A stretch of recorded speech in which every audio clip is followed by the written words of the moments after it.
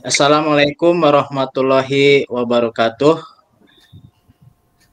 Perkenalkan, nama saya Agus Mulyana SPD, calon guru penggerak angkatan ke-9, unit kerja dari SMA Negeri 2 Cikarang Pusat.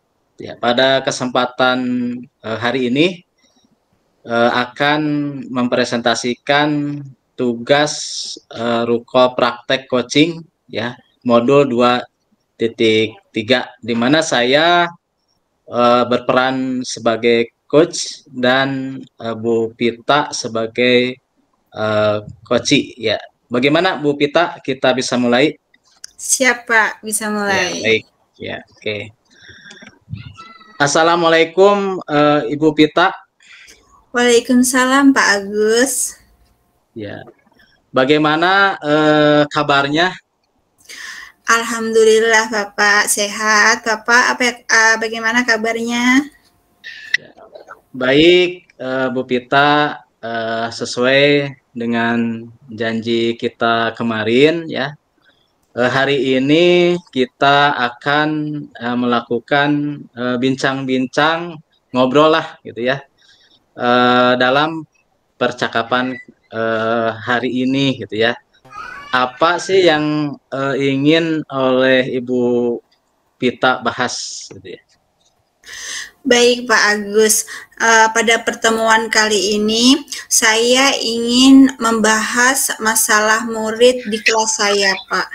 Jadi kondisi di kelas saya itu terasa kurang nyaman Pak, karena ada beberapa murid membentuk kelompok-kelompok tertentu sehingga anak-anak itu lebih membanggakan kelompoknya, bahkan ada yang merendahkan murid yang lain. Terus ada beberapa anak yang mereka itu pendiam, jadi nggak ada temennya Pak, jadi nggak diajak berbaur gitu. Jadi melihat situasi kelas itu kurang adanya kekeluargaan Pak antara murid itu. Oh, jadi begini ya, antar siswa di kelas Ibu itu kurang memiliki rasa kepedulian ya terhadap siswa lainnya ya Bu ya. Iya Pak, betul Pak. Yang ingin Ibu Pita capai ya atau inginkan dari percakapan kita kali ini gitu Bu. Iya Pak, dalam percakapan kali ini saya tuh ingin gitu Pak, murid-murid saya di kelas itu supaya memiliki rasa simpati, empati, dan kepedulian terhadap sesama, sehingga suasana kelas itu menjadi lebih rukun, lebih nyaman, ada kebersamaannya gitu Pak. Jadi sudah tidak lagi geng-gengan. Nah, dengan kondisi kelas yang nyaman, yang rukun, yang kental akan kekeluargaan, itu saya berharap akan berdampak positif terhadap proses pembelajaran, Pak. Ya.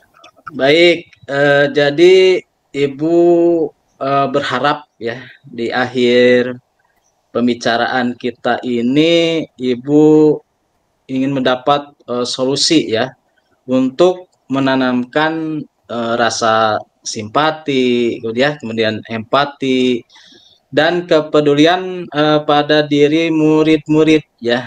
Baik, Bu Pita, saya ingin bertanya sedikit ya. Suasana kelas yang nyaman itu suasana yang seperti apa, Bu? Iya, Pak. Kalau menurut saya, Pak, suasana kelas yang nyaman, yang rukun itu adalah suasana kelas di mana setiap warga kelasnya itu memiliki sikap saling menghargai, saling empati, simpati di tengah perbedaan yang ada, Pak. Karena ya kebetulan di kelas saya itu juga ada yang beragama non-muslim. Nah, ada beberapa mereka dari murid-murid yang terkadang itu mengucilkan gitu loh Pak. Nah, selain itu setiap warga kelas itu terlibat aktif dalam meningkatkan dan mengembangkan dirinya Pak. Jadi suasana kelas yang nyaman dan rukun ya menurut Ibu Pita adalah suasana kelas di mana setiap anggotanya memiliki rasa kekeluargaan yang tinggi dan berperan aktif tentunya dalam meningkatkan dan mengembangkan diri serta tidak ada kelompok-kelompok tertentu di dalam kelas begitu ya Bu ya.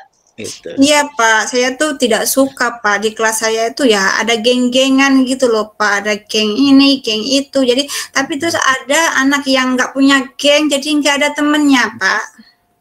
Ya, ya. Menurut Ibu Pita, indikator seorang murid ya dikatakan memiliki rasa kekeluargaan yang tinggi itu yang seperti apa Bu? Ya Pak, menurut saya murid yang memiliki rasa kekeluargaan yang tinggi itu adalah seorang murid yang ketika ada murid yang mengalami kesulitan, maka murid yang lain itu merasa terpanggil untuk membantunya. Terus ketika ada murid yang memang dia kan ada anak yang pendiam itu, mau mereka itu untuk merangkulnya, mengajak main bersama, seperti itu Pak. Oh, jadi ada kesulitan ya yang dialami ya oleh murid di kelas. Bisa berikan contoh Bu, seperti apa itu? Ya, Ya, contohnya. contoh-contoh kesulitan yang dialami murid di dalam kelas kan ya seperti misal nih Pak, ada siswa yang belum memahami pelajaran yang telah disampaikan oleh guru.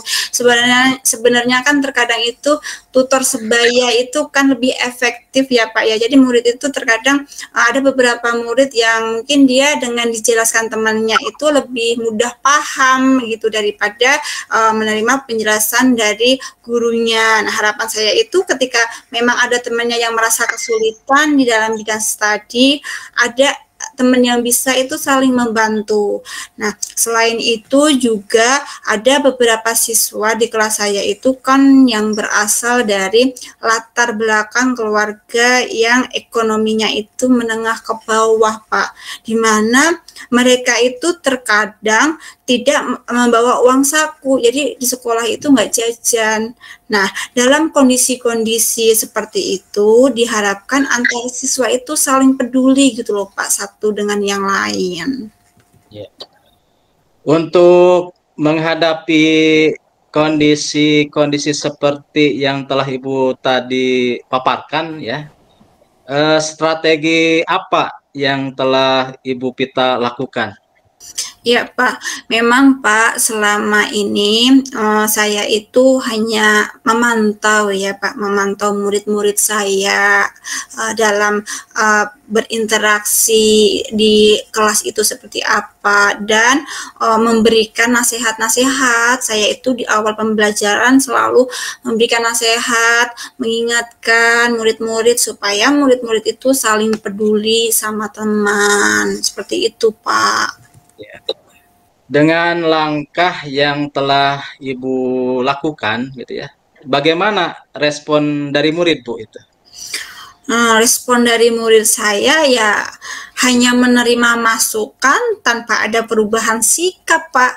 Kalau diberi nasihat sama gurunya ya iya diam, ya iya ngangguk-ngangguk. Tapi yang saya lihat selama ini perilaku siswa itu masih terkesan pilih-pilih teman, masih membuat geng, terus yang apa namanya yang pendiam ya diem sendiri aja. Nah, masih seperti itu, Pak.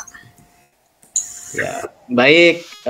Mari sekarang kita rancang ya rencana aksi. Ya, menurut Ibu Pita, apakah ada cara lain ya yang efektif untuk menanamkan rasa kepedulian yang tinggi pada diri murid? Ya, untuk menanamkan rasa kepedulian yang tinggi dalam diri murid, saya ada beberapa rencana, Pak. Yang pertama itu saya akan lebih menekankan budaya 5S itu pada anak-anak, Pak. Bagaimana caranya, Bu? Ya, saya yang pertama akan meminta murid untuk mengucapkan salam dan berjabat tangan antara siswa pada saat mereka tiba di kelas. Jadi baru masuk kelas itu ya seperti kita aja seperti guru ya, ketika baru datang masuk ke dalam kantor kan pasti mengucap salam, kemudian kita berjabat tangan antar guru semuanya satu-satu, guru yang ada di jabat tangan semua. Nah, itu rencananya akan saya terapkan di kelas, Pak. Selanjutnya, saya akan meminta siswa untuk melakukan sholat asar berjamaah. Karena ya selama ini kan mereka itu kalau sholat asar itu ya di musola, jadi sholat asar bergantian, berderet-deret, saling gantian di musola. Nah, saya berencana saya akan melakukan sholat asar berjamaah ya 10 sampai 15 menit lah untuk sholat asar berjamaah di dalam kelas.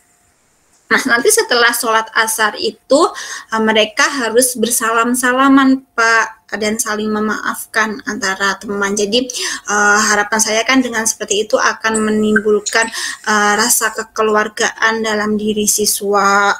Nah, kemudian selain itu saya juga akan membuat program makan bersama. Jadi di kelas itu 1 minggu sekali lah, Pak. Nah, karena kalau setiap hari ya saya perhitungan itu kasihan orang tuanya gitu kan. Nah, minimal seminggu sekali lah gitu. Seminggu sekali dulu. Nanti di hari Jumat saya akan beri nama itu Jumat Berbagi. Jadi di dalam makan bersama itu saya akan meminta anak untuk saling berbagi lauk dengan teman. Jadi makan bersama ngeriung gitu, Pak, kayak apa bancakan lah gitu. Bagus sekali ya program yang ingin Ibu terapkan gitu ya. Jadi diharapkan gitu ya dengan kegiatan-kegiatan positif yang akan Ibu terapkan itu dapat menanamkan rasa kepedulian ya dan kekeluargaan yang tinggi pada diri murid. Nah, sekarang bagaimana komitmen Ibu terhadap rencana pelaksanaan program yang telah Ibu rancang itu tadi gitu? Ya, saya berkomitmen nih Pak untuk menjalankan program ini dengan konsisten. Jadi saya harap ya bisa lah terus berlanjut program ini, dan harapan saya kan ketika memang saya kan sekarang mengajar kelas 4 sudah ada program seperti ini, nanti itu di kelas 5-nya anak-anak juga masih berlanjut lagi, jadi nyambung gitu Pak. Ya.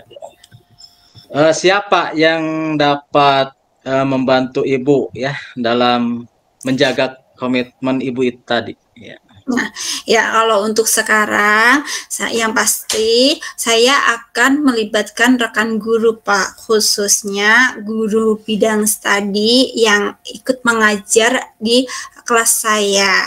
Nah, untuk memantau perubahan sikap murid saya itu sudah ada perubahan atau masih begitu-begitu saja di dalam kelas itu. Nah, tidak lupa saya juga akan berkoordinasi dengan wali murid terkait program yang ingin saya terapkan, terutama dalam program Jumat Berbagi, karena tentunya program itu akan melibatkan orang tua murid, Pak. Pasti orang tua murid harus nyiapin bekal, masak dulu, bekal anak.